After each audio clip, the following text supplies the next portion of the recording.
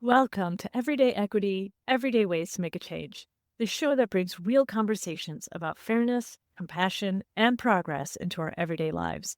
I'm Pooja Kothari, and each week I sit down with guests from all kinds of industries and backgrounds to talk about what equity looks like, not just in their work, but in their daily choices and personal journeys. Because building a more equitable world isn't just for academics, activists, or experts, it's for all of us. Every day, in big ways and small, we can choose to be more aware, more kind, and more connected. And this is where we learn how. Hi, everybody. Welcome back to Everyday Equity, Everyday Ways to Make a Change. I'm your host, Pooja Kothari. And with me today is Nia Clark, a guest that I have wanted on here for a very long time. And I'm so happy it's happening today. Welcome, Nia. Hello, thank you for having me on. I'm so excited we finally made this happen. I know. This has been years in the making. So, Nia Clark, MSW, has spent 20 years changing systems from within as a consultant, trainer, direct service provider, researcher, and LGBTQ plus youth advocate. She's currently a senior specialist of strategic outreach and training at Human Rights Campaign Foundation, where she creates and facilitates programming such as Voices for Equality, a training series that empowers LGBTQ plus advocates and allies to change the hearts and minds of others by sharing powerful personal stories with intention.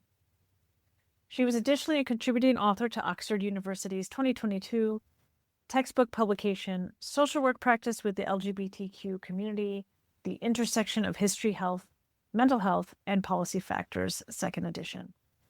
A record-breaking 3-time Point Foundation scholar, Nia obtained her master's degree in advanced clinical social work from Simmons University in Boston.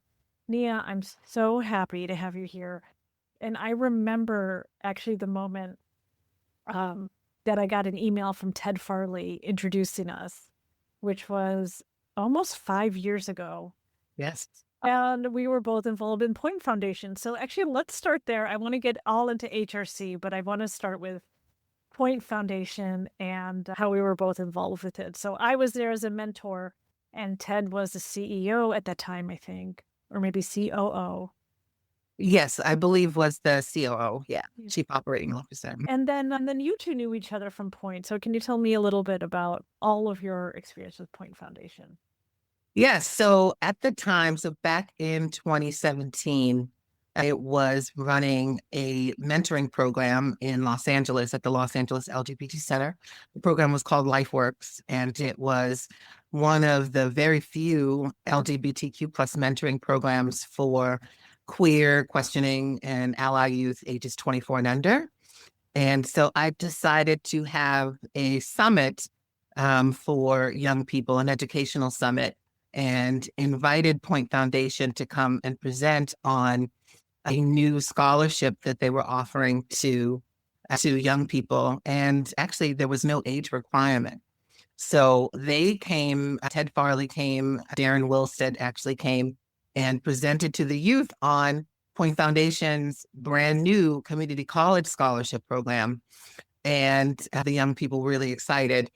And I mentioned just in passing that I myself was attending college. I had a really rocky time in school. I had already dropped out about 3 times from college, just having been a former foster youth, not really having the discipline and the financial or emotional support to get through a college program. So I tried this was the 3rd time I was trying school, and I was attending Los Angeles Community College. And just in passing, I mentioned this to Ted and to Darren and found out that there was no age requirement to apply for that community college scholarship. So I actually was part of either the first or second class of community college scholars ever for Point Foundation. I was able to get enough credits to finish my community college program and transfer to Cal State University, Los Angeles, where I obtained my bachelor's in social work. And I was able to secure yet another Point Foundation scholarship to finish that program. And then I decided to keep going. And I was able to find a 1-year clinical intensive a social work program in Boston, where I'm originally from, at Simmons University. And Point Foundation literally were able to support me for that additional year. So I am the first through the Point Foundation family to actually be financially supported from community college through a master's program. Yeah. Yeah, that is, I'm smiling because you mentioned discipline and getting through college, but it's like you have to have a lot of determination to try 3 times. Yeah. And I think the difference this time around was I had something in me that wanted to see the mission through. And this idea of getting not only financial support, but a mentor. I was able to actually, just like yourself, like you were a mentor in the program, I received mentorship from Sarah Young, who is a college professor in New York. And Sarah, who just was able to really offer really sound advice on being a social work student, helped me to craft my essays for scholarships. She also wrote letters of recommendation for my college programs for the Point Foundation Scholarship. And we actually met up in New York back in 2023 over the holidays, and 2022, excuse me, and just had an opportunity to connect in person. And she's offered that mentorship. She also offered me the opportunity to co-author a chapter in the Oxford University textbook that I mentioned, social work practice with the LGBTQ plus community. So it was an eye-opening experience, and I think it was really pushing past imposter syndrome. Growing up the way that I did, so full disclosure, I am a woman of transgender experience, and grew up in Boston, where the winters are really cold and the violence can sometimes be inescapable. And I had tried going to college right after turning 18, and I did not have the family support. I did not have those support systems in place. And so I had the brains, but not the know-how and not the discipline, like I was saying. And I think the difference this time around was I knew and had a better sense of who I was. I fully affirmed myself. And I think I was able to push through the imposter syndrome. Sometimes Black and brown folks like us, we are taking up space in places that were not designed for us. In academia has been one of those places historically. And so you enter a space where people have more resources, people have more stability. Me, as someone who's experienced homelessness multiple times, that played a factor in me being able to finish school. The good thing is, by the time I had been involved with Point, by the time Point was able to financially support me, I had solid community connections. I was able to secure stable housing. I knew that I wanted to see the mission through. And I knew that if I was going to get this financial support, I had to do it in a very pragmatic way. So knowing that this bachelor's program, that if you graduate with your bachelor's in social work, you can enter advanced clinical study programs and finish your master's in a year. So I made that my strategy. Get your bachelor's so you can secure a master's program, and that way you get it all done. So, but between the community college program and the master's program, I did it in 5 years, getting my bachelor's and my master's degree. It's those supports that combined with our own internal determination that can make all the difference. Yes, Without those absolutely. supports or access to those supports. And it's so funny because you brought Point into your life. And Everything yes, yes. And the best thing is I did not have any intention. It was all as a child welfare provider and as a youth serving professional, I've been doing this work in training and direct service since the year after I aged out of foster care in 2005. And so I've been working with youth and young adults ever since. So I always saw resources whether it be bringing people to share opportunities, vocational opportunities, whether it be educational or funding opportunities, emergency grants, in-kind donations. I always saw that as my function, that I believe that anyone who works with or on behalf of underserved communities, your responsibility is to be a conduit of information. And I never framed that conversation internally to believe that I could also benefit from some of the resources that I was identifying for my own constituency, my own community. Mm. And once I was able to do that, I was able to help my community more. And that's something I definitely want to encourage people to take up. I had no plans on using Point Foundation for my own means, but the great thing is, not only did I become a Point Foundation scholar, they reached out to me to be a Point Foundation Community College mentor. And so I actually was able to mentor a 19-year-old Black trans girl in Oregon. And it was a full circle moment. I was able to use all of the skills that I had been training other people in mentoring programs and in child welfare programs. And I was able to return that and provide an academic mentorship. So, yeah. That's incredible, because at that time when you were meeting Point for the first time, like you said, there was no Point Foundation scholarships. It was only for 4-year degrees, accredited university. It wasn't for associates or community college. And it's great that they've expanded there. One might think maybe you start there, but it's great that they expanded. And then you, with your experience, of course, you're the perfect mentor for that. And now I'm sure there's dozens more mentors since that program has been. Yes. And so I've continued my relationship with Point Foundation. I knew that I may not have capacity to engage as fully in their alumni association and alumni programming, but I have, now that I work at Human Rights Campaign, one of my roles in strategic outreach is to find meaningful long-term partnerships that we can leverage and offer to the community.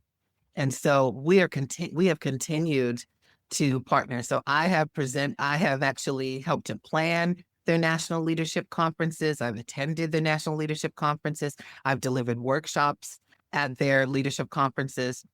Right now, HRC has a new financial wellness app called Worth It. And it's the first of its kind. It is an app that is web-based, no download is required, and it provides really succinct financial literacy tools and information and goal planning for LGBTQ plus individuals. And so we have a current agreement with Point Foundation to offer Worth It to all of their scholars who are interacting with large sums of money for the first time through their scholarships, through financial aid. And that's such a precarious time for young people, is understanding loans, understanding credit, understanding repayment, and understanding how to budget so that you're able to afford your books, you're able to afford tuition and boarding and all of the expenses that come with trying to better yourself academically and get an education. So we have an ongoing partnership with Point Foundation to extend Worth It to all of their scholars. And many of them have used the app to save money, to budget, to improve their credit scores. Yeah. Totally. It's so funny because it's a thing that you don't get taught at, like in primary or middle school, or especially high school, where where we should all learn budgeting. Yeah. And we don't learn that. And then we get out into the world and we're like, okay, I'm 18, I'm out in the world, and how do I do any of this?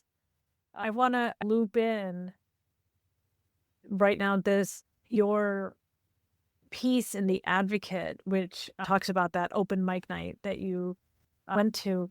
So for our audience, Nia wrote this very powerful article in The Advocate, and we'll link it so you can also read it. But I want to talk about, speaking of what we're not prepared for when we become adults, can you talk about what you write about, the open mic, what you talked about in the open mic, and then the support you received afterwards? Yes. So like I said, I spent 14 years in the foster care system, where I was placed in 15 different homes in 2 different states, both Massachusetts and Maryland. And upon turning 18, I went to my high school graduation. And that night, after the high school graduation, my foster mother gave me the boot. I had to move. So I graduated from high school on a Thursday. And by the following Monday, I had no place to live. And so I was couch surfing and trying to figure things out. And finally, a friend of mine, Jeffrey Braveheart, said, there's this open mic night, and maybe you can go to that and just let folks know you do have a plan. I had just been accepted to Salem State College as a theater major. I had already put my financial package in. I had been awarded a scholarship specifically for foster kids. And so this is in June, and I had to figure out a way to secure housing long enough to get into school. And so I went to an open mic night at a place called Spontaneous Celebrations in Boston. Shout out to the folks in Jamaica Plain. And I just remember walking through the door, this huge set of big sky blue double doors, and walking into this huge room filled with people. And there was just so much buzz, and everyone is just talking about how excited they are for this open mic, this poetry slam and performance slam.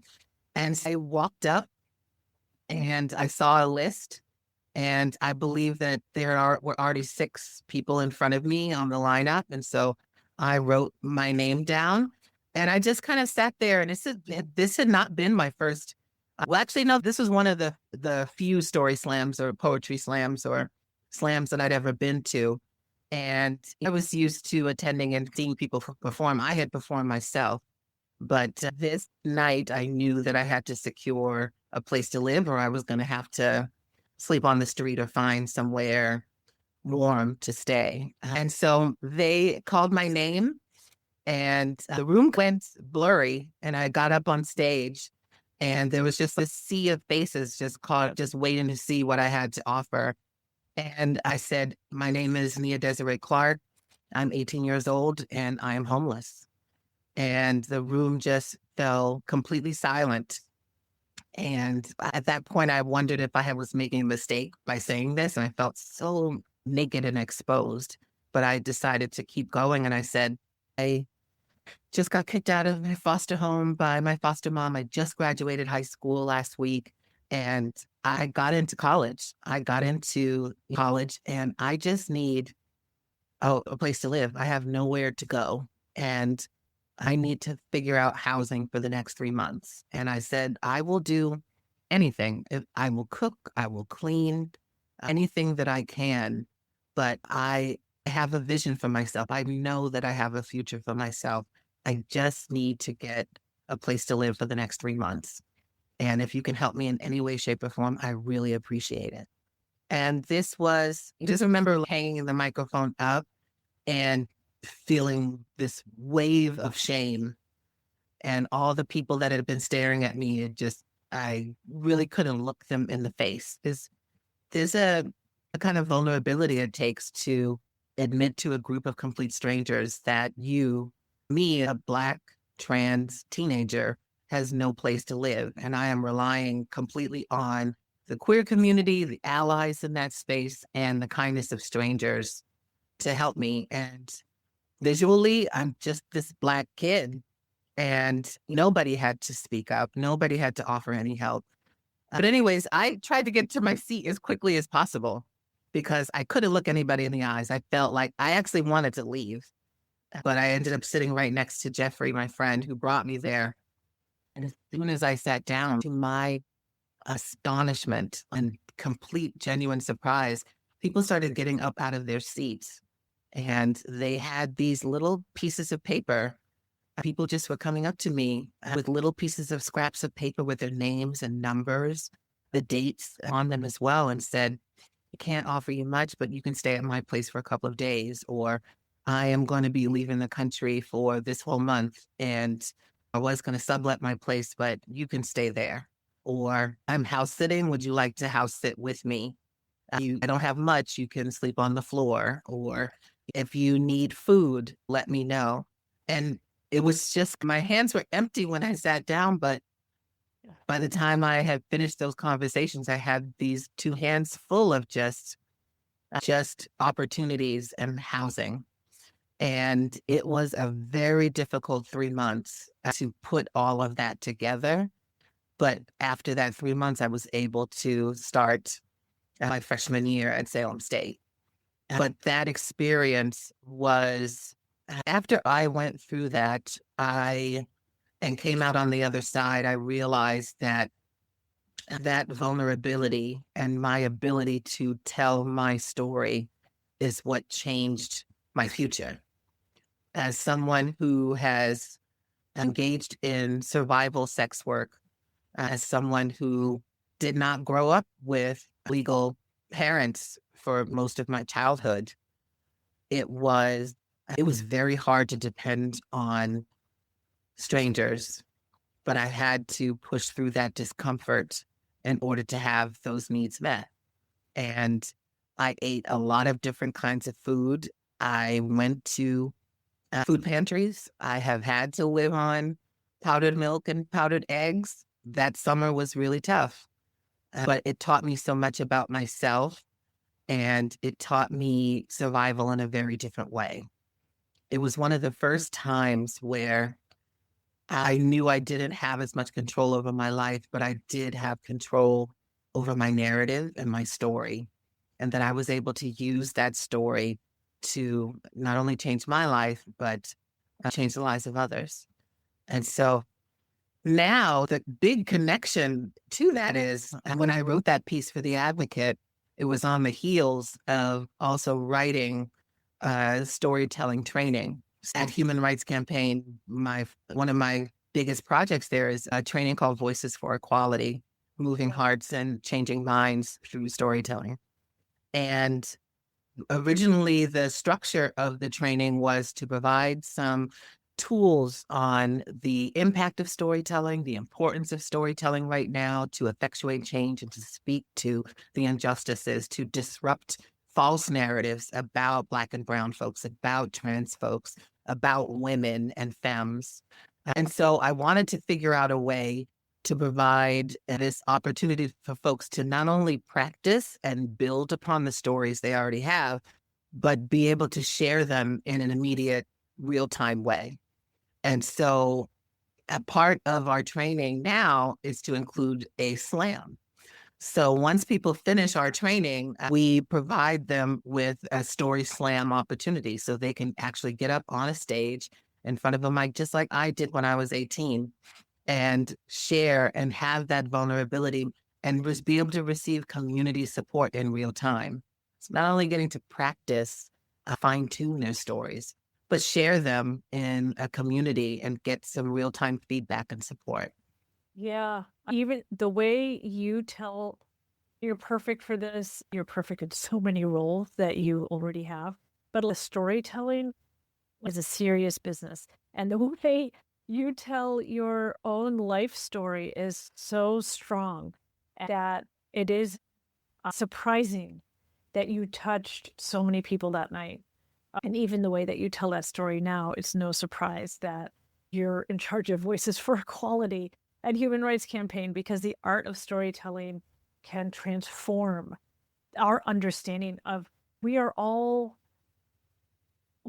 so alike, and yet we think we are so different from each other, and the struggles might be very similar, might be very different, but they all have the same thread throughout it. And it is through storytelling that we're reminded, oh yeah, we are so much more alike. And we belong to each other. And let's not forget that we're not these individuals in these silos and vacuums just living our lives. We are responsible for each other as a community, and storytelling really reminds us of that. Yes, you're absolutely right. And storytelling also is something that is necessary in a time where there are false narratives. Biggest components of my storytelling training, Voices for Equality, is we ask participants to envision a world, to be able to describe it in detail, a world when we achieve LGBTQ plus equality. So I ask participants, what would school look like in a world where LGBTQ plus equality exists? What would our neighborhoods and communities look like? What would our public accommodations look like? What would our government and representative government look like? What about being LGBTQ plus in the workspace? And I ask our participants, and you would be so surprised, not only by their answers, but by their aha moments, because many of us as LGBTQ plus people don't talk about our future. We talk about the fight that we're in. We talk about the policies that we need to plan for, Project 2025, and how we're going to fight against it. And there's always a conversation around what needs to end. But we as a community don't always talk about what we want to begin. I love And you. so, Yeah. and so being able to paint a picture collectively as a group of what we would want to begin from a growth mindset instead of a deficit mindset, what there'd be less of, it really makes the space for getting people to commit to meaningful and wise action. So that is the other important part of our storytelling training is it's not just getting people to carve out and dig up stories that have impacted them and impacted LGBTQ plus people in their lives, but it's tethering it to a vision for the future and then asking people to make wise and meaningful action, either to reduce stigma for people like us through just inviting people in to continue conversations, or if it is trying to gather people who are already allies and already with you, but don't know what to actually do, and giving people some tangibles and key actions to take. What I also want to say about this is you touched on it, that there is a need to make sure that people feel connected. And that's one thing that our storytelling training has done. To date, we have trained over 1,300 across the country in 20 different cities since last summer. And what we have found in every single training, whether it's online or it's in person, is that people don't realize that they have stories to tell. Yeah. And there are some people who don't even think that the stories they have to tell are interesting enough to be shared. And what I want to say, and what I want to say to all of your listeners and viewers is, yes, you do have stories to tell. And yes, we need you to tell your stories. Charles Darwin asserts that human beings die in isolation, and storytelling is one of those ways that disrupts the isolation. A lot of folks also don't realize that storytelling is a community organizing tool, that it is a form of nonviolent action. Dr. Martin Luther King, he wrote something called A Letter from a Birmingham Jail. And this is after being detained over the incidents in Selma with the Edmund Pettus Bridge. And he wrote this letter where he outlines what many community organizers and activists use today. And he essentially calls them these 4 tenets of nonviolent action. And he talks about taking direct action. He talks about negotiation and establishing the facts. But one thing he also talks about is self-purification. That you as an activist, you who are steeped in any sort of anti-oppression work, you need to have opportunities to purify yourself so that you can, number one, have clarity, and number two, be prepared for tension. And so storytelling and storytelling training, it follows that history of self-purification techniques. So if you remember the demonstrations of Gandhi, if you remember the lunch counter protests in the 1950s and 60s, even in as relevant to the 80s and ACT UP and their die-ins and their community actions, all of this necessitated them having a workshop or opportunities to practice beforehand.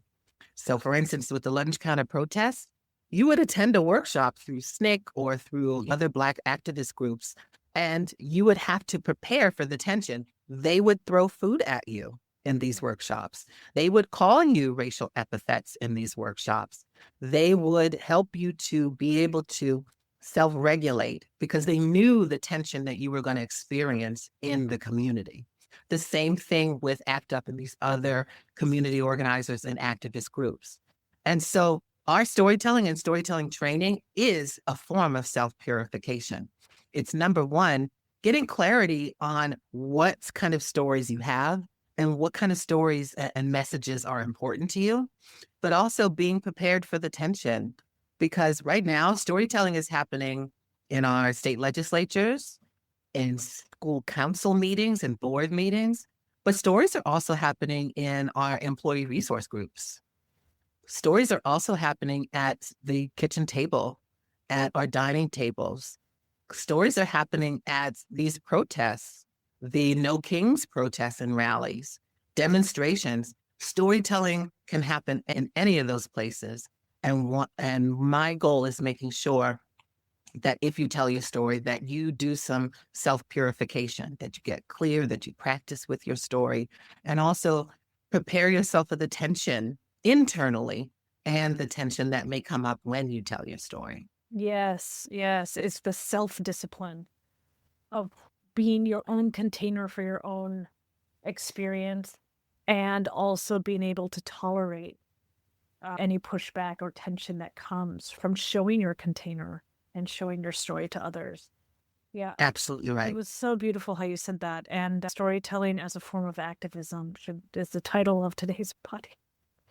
I mean, it's really true, and I'm so glad that HRC has put you in this position of training folks, especially in thinking about the future. Because when I came out, I was like, what's the point in my head before I came out? And I was out to myself and my friends, but it's like when you take that next step to actually come out to those who you know will resist. In my mind, I thought, what's the point of coming out to them? I don't have a future anyway. It's not like I can get married. It's not like I'll ever have in my dreams, big Indian wedding. It's not like that's possible. So what's even the point of taking this massive risk of losing support, losing friends and family, and dealing with the heartbreak of all of that if I don't even really have a future? Why don't I just keep living in the shadows, do my own thing, nobody has to know, and then I don't take any risks because there's no future anyway? And I think in helping folks realize that you don't know what the future holds, and things are really hard right now, but you still don't know what's in the future. And can we imagine that and then convince others to push for that? It's one of the things when I'm thinking about my kids and talking to them about all Black, brown, queer, disabled, all of the identities that we hold in our little family structure. And when we're talking about them, I'm thinking, I'm not educating you on me. I'm educating you on what the world should look like. You know what I'm saying? I don't want my kids to be like, oh, and then mama went through XYZ. It's like, forget me. This is your future. And the way your friends and your family are going to be treated in the future. So what are you going to do? What is that going to look like for you? What ought to happen? And I think it's just so beautiful to train young adults who have been now have it becomes a habit to think what kind of future is out there for me, but to retrain that idea and to know it could be something beautiful. What you're actually doing is something in many anti-oppression spaces, and it's something you do already, is raising critical consciousness in your children, because it is an opportunity for you to tell them how the world is going to look for them and helping them to understand the ways of the world in a more critically conscious way. And that is so important for young people.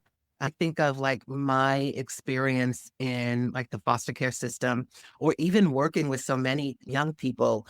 In the time I ran a mentoring program, I matched about 200 youth with adult mentors.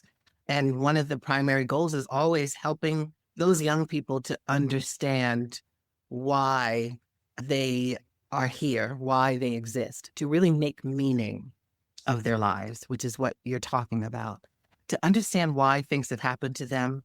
So many, especially queer youth, they have a very negative self-image, and that is derived not only from the messages they get on a macro level from the government and from media, but also on those interpersonal levels.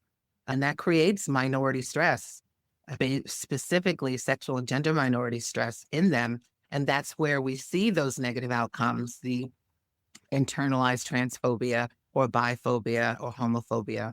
We see the suicidality and mental health issues. We see them trying to escape through substance use and other unsafe practices. And so one of the key things that you're already doing with your children is establishing some meaning making, explaining to them what's happening in the world and getting them to consider how they show up and what they have to offer. Because once you're able to, if you're able to make meaning of the things that have happened to you, you can find ways to channel that and honor that existence in another way. So you doing this anti-oppression work as a consultant, really steeped in anti-oppression work, that is honoring much of what you went through as a person of color, as a queer woman, as a parent with COVID kids who had to survive through COVID, that you make meaning of all of those things, and then you effectuate change and honor that through things like this podcast, through your consulting work. And I did the same.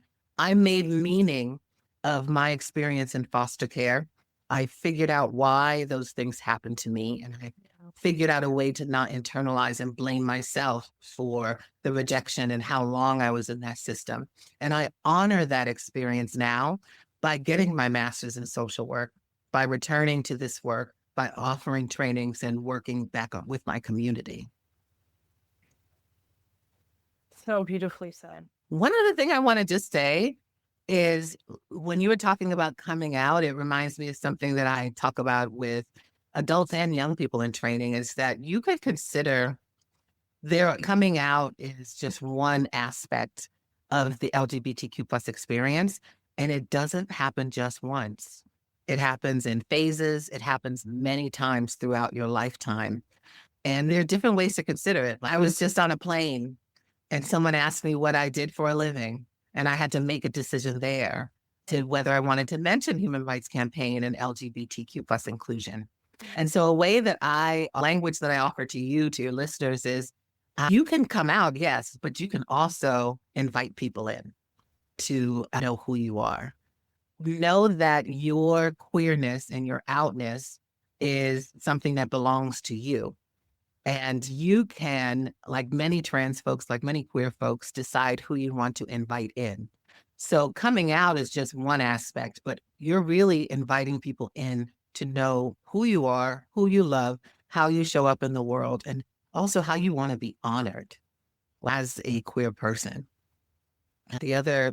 I was celebrating Christmas with a family member, with a cousin, and she bought me a housewarming present. It's a book, a coffee table book about all Black designers and Black creatives, because she knows that I love to consume art. I love to consume fashion, things like this. And as I was skimming through the book with her there, I noticed that there was a section that talked about boy culture. And for folks who don't know, like in the Black and many brown folks also absorb this, masculine presenting women and masculine presenting folks sometimes will identify themselves and their social groups as boys, BOIS.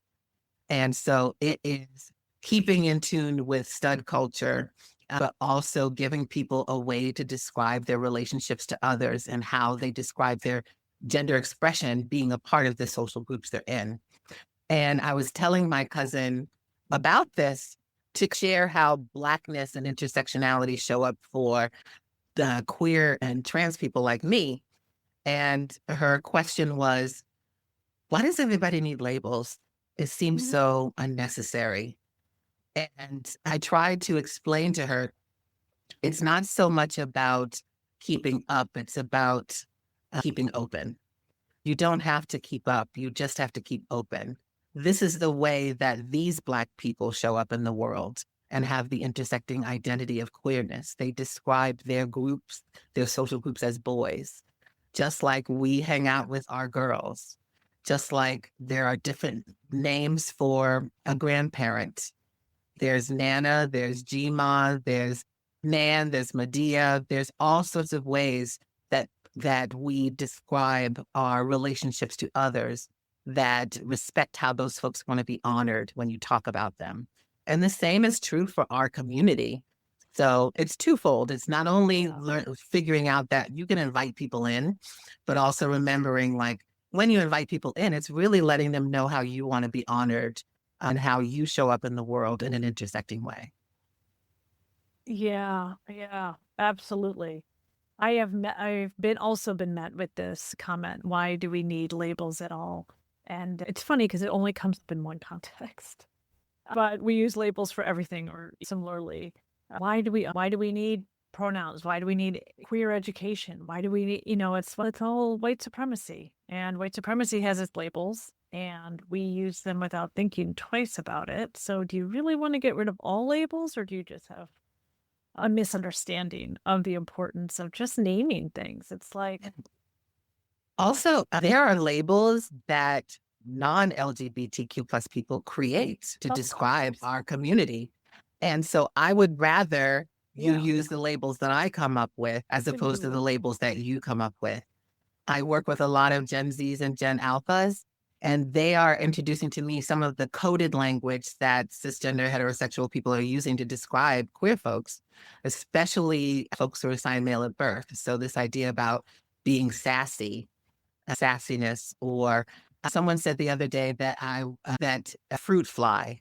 So someone who actually hangs out or is in the company of LGBT people, or specifically gay and queer men, calling them fruit flies.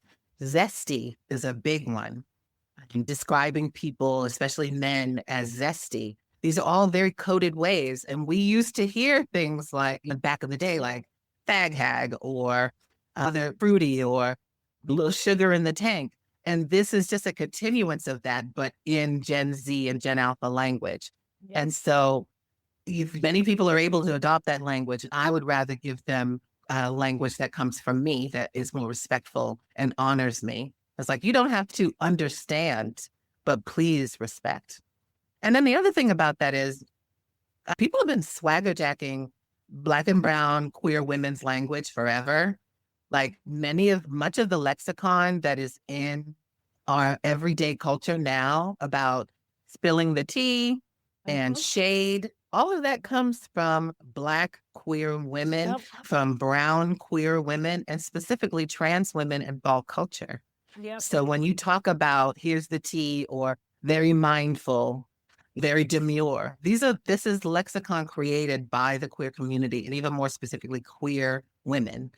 And so if you're able to put that in because it's cool, because it's contemporary, if you're able to get with that, then you're able to get with this. Yeah. You're able to get these pronouns. You're able to do this. The real question is, sometimes cisgender folks, heterosexual folks, in their minds, it seems like a burden to them to have to shift, to have to change their language to be more accommodating, that they like having things in a very simple way. But like I said before, it's not about keeping up. The language is always going to evolve. It's so funny when I hear language police saying these pronouns, this language didn't exist. And I have to remind people, all words are made up. Yeah. I say that again. All words are made up. So this is where we're at thousands of years as a human civilization. Words are made up. All words are made up. And so this idea that we haven't used this before is get with it. There are words that are incorporated into the Oxford Dictionary every single year. And so words evolve just like humanity evolves. And so think less about why are you making this harder for me, and really think about it as, wow, this person has invited me to know them deeper and better. And I may not know how to fully describe their experience, but I can have empathy. And Dr. Brene Brown, who's one of my favorite speech and language and relationship experts, she says that empathy is believing people as they describe their lived experiences, not what you imagine them to be. One more time. Empathy is believing people as they describe their lived experiences, not what you imagine them to be. So I get it. You're never going to understand what it's like to be a gender minority, like myself, or a Black person like myself, or a former foster youth. But believe me when I say that those experiences are difficult, that those experiences impact how I talk to every individual. Those experiences follow me into every training room, into every podcast interview I do, into every article that I write, into every young person's, my ability to provide services to young people and the adults who support them. So you don't have to imagine what it's like to be a trans person. What you do, I ask you to do, is to believe that I show up in the world this way, and believe that I experience difficulties as a result. That is true empathy. And so focus less on how it's going to be harder for you to change your language. If you can spill the tea, you can use they, them pronouns. If you can, what are they? All the things that young people do. I heard about, I know Ohio, that means boring. Yeah, there's so much language that young people are incorporating. And we as adults, what do? We embrace that language so we can be closer to those young people. We embed their lexicon into our own so we can actually build closer connections to them. It's not unlike that with the queer community. It's not unlike that with LGBT folks. Learning the language so you can have better relationships. Well, we should be so lucky to be invited in by you and be so lucky to be in your presence, because every time we talk, and we've been talking for at least 5 years, and every time we talk, it's just magical. It just really is, Nia. And I just give a shout out to you, because I want to say this is exactly, I have to show up in this space, because I remember 5 years ago, I was doing consulting as like this independent contractor, just going kind of contract to contract. And I want to thank you and Boundless Awareness, because you really taught me and extended to yourself, not only as an ally to a Black trans woman, but also as a woman, period, to say, I am in this position where I have access, and I have access to resources to help you improve your consulting business, to have a clearer message. And you showed me some of the ways that you did your consulting contracts. You showed me language around how to retain my intellectual property. You showed me, even connected me to clients. And so I want to make sure that there's space for that too, to talk about that. And there was never any sort of, sometimes, especially when I'm communicating with queer cis women, there can sometimes be tension or this feeling of otherness in queer women's spaces. And I've never felt that in our work, working collaboratively. It's always been in service of, I have this resource. How can I extend it to you? How can I make our work collectively better? And so I want to make space for that too. Like that, as queer women, there needs to be more of this as well. And allyship, my allyship toward brown queer women, and your allyship to not only Black queer women, but Black trans women. That's a conversation we need to keep having too. So thank you, Pooja. Oh, Nia, that was the easiest thing. That was so easy. I would love that. I love that. That's very kind of you to say, but it was really so easy. And I always want to work with you. You're so amazing. And I learned so much from you as well. Thank you so much. You're like, I feel like this podcast could be like 3 hours with you, but we do have to wind down. And I'm so grateful that you already talked about this Brené Brown's definition of empathy, because I usually ask my guests to offer something to our audience of, okay, how can you just start incorporating one thing into your life? And just this basic definition, which is like transformative. But thinking of empathy is just believe the person. Stop imagining what you think it is. And that's irrelevant. You extending empathy it means that you believe what you have heard right in front of you. Thanks for offering that. And thank you so much for being here and being so phenomenal. Yes. And just to, if anybody wants to continue this journey, definitely check out my website. It is niaclark.com.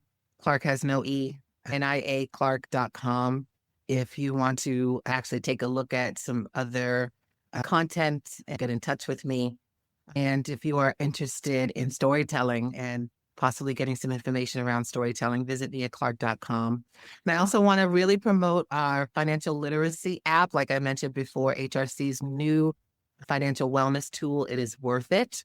So you can go to worthit.hrc.org and get access to free financial literacy tools and resources to improve your overall financial wellness.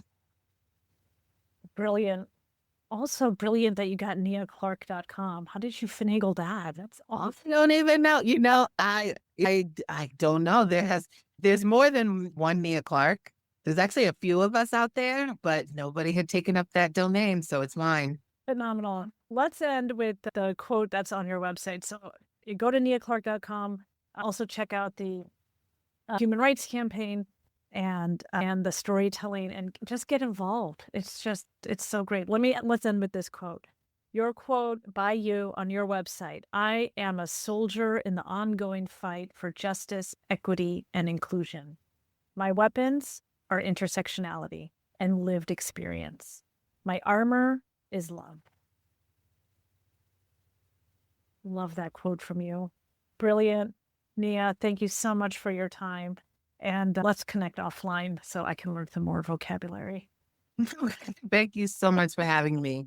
Have a great day, and happy Pride Month also. Indeed. Happy Pride. Take care, everybody, and we'll see you next time. Thanks for joining us on Everyday Equity, Everyday Ways to Make a Change. If today's conversation inspired you, keep the momentum going. Connect with us on LinkedIn at Boundless Awareness, subscribe to our YouTube at Boundless Awareness, and explore more free resources to support your anti-oppression journey at boundlessawareness.com. Remember, progress isn't about perfection.